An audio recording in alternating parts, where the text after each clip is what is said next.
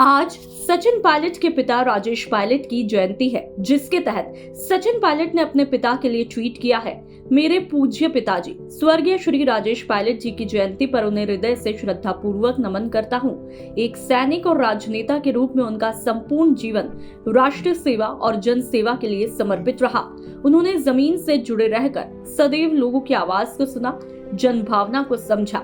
किसानों और युवाओं के सशक्त भविष्य के लिए उन्होंने जो सपना देखा था, उसे हम मिलकर पूरा करेंगे। चलिए अब आपको ये भी बता देते हैं कि आखिरकार कौन थे राजेश पायलट। राजेश पायलट एक किसान नेता और भारतीय राष्ट्रीय कांग्रेस से संबंधित एक राजनेता रहे हैं। उनका नाम था राजेश्वर प्रसाद बिधूड़ी, जो कि बाद में राजेश पायलट के नाम से मशहूर हुआ। उनका अपना एक अलग ही अंदाज रहा है। सर पर गमछा हमेशा राजेश पायलट के लगा रहता था। राजेश पायलट की 1974 में रमा पायलट से शादी हुई। वे पूर्व केंद्रीय मंत्री और राजस्थान के दौसा से कई बार सांसद भी रहे हैं।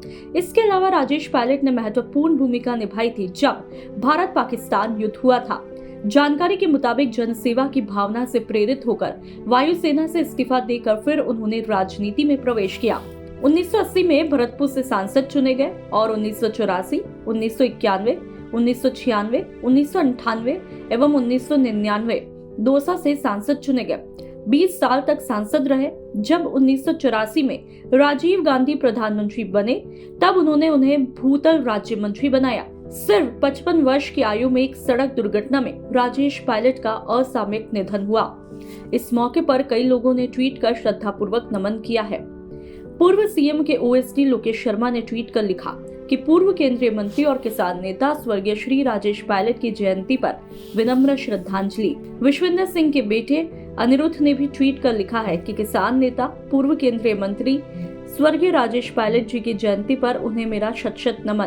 तो वहीं अभिमन्यु पूनिया ने भी ट्वीट कर लिखा, जब तक गरीब किसान और मजदूरों के बच्चे पढ़ लिख कर उन पदों पर नहीं पहुंचेंगे जहां से इस देश की नीतियां क्रियान्वित होती है, तब तक सही मायनों में भारत का विकास असंभव है।